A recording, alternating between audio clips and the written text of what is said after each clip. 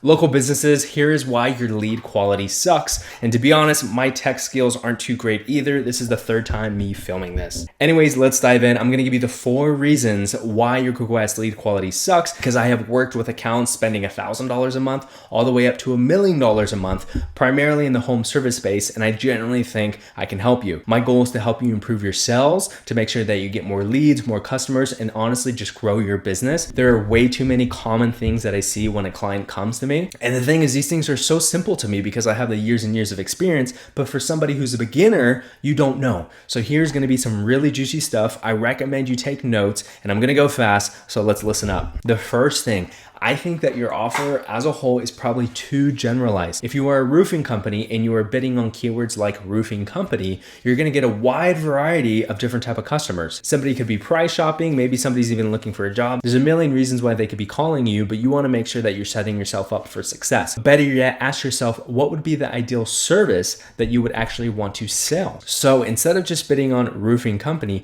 type roof repair companies. This simple little change in your targeting strategy and even writing it in your ad copy is going to attract the right leads, because those are the people who really need your services. So you got to be smart about it. So if you're a dentist, think about it. What do you want? All on fours. You want to be the main person who shows up if somebody searches all on four dentist. If somebody's just searching dentist near me, I mean, they could be wanting a free teeth cleaning. You have no idea. So get specific on the service and market that. And don't forget to put it in your ad copy either, because you don't want somebody clicking on your ad unless they do that service. Number 2, you haven't adjusted your audiences yet. If you are new to Google Ads, there's a lot of buttons, and if you look to the middle right section, there's an audience section. If you click on that, you're gonna have a full age demographic that you can actually exclude. So it's from 18 to 65 plus. I like to exclude 18 to 35, primarily in the home service industry. I think that if you're in other industries, that might make sense as well. I actually exclude 18 to 35. I only target 35 and up.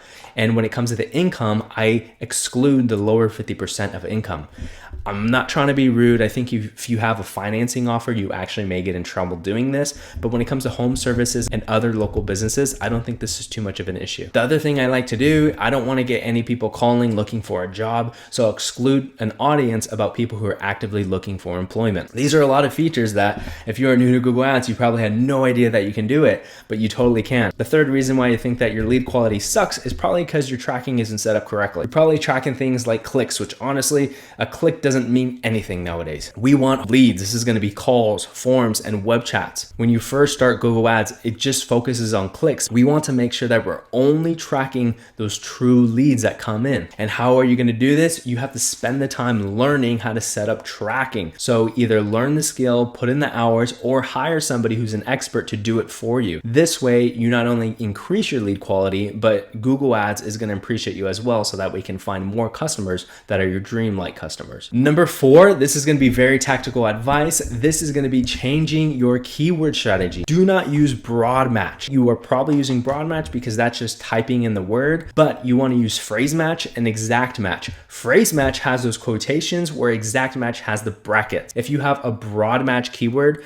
you can literally type in roof repair and you end up getting something like window installation. Completely unrelated and something you do not want. But if you use exact match, that means somebody has to exactly search within the phrase that you have. Phrase match could be that same term, but maybe there's some additional words. And that's why those 2 types is going to be the ones that you want to use. As a little bonus tip with that, you want to make sure that you're actively looking into your search terms. A search term is going to be what keywords people are searching that makes your ad pop up. I like to go in there once or twice a week, make sure I'm excluding all competitors, make sure I'm negating anything that looks pretty weird. And this is something you need to do, and you probably don't know what to do if you're a beginner. So if all of this seems overwhelming, I understand. It's taken me a long time to learn this, and especially a long time before I feel comfortable even teaching it. But if you feel like you want some hands-on, one-on-one help, I do offer it. Feel free to click the link and you can book in a free consultation with myself. It's completely free and we can discuss your goals and go from there. Anyways, I hope to see you guys in the next video. Peace out.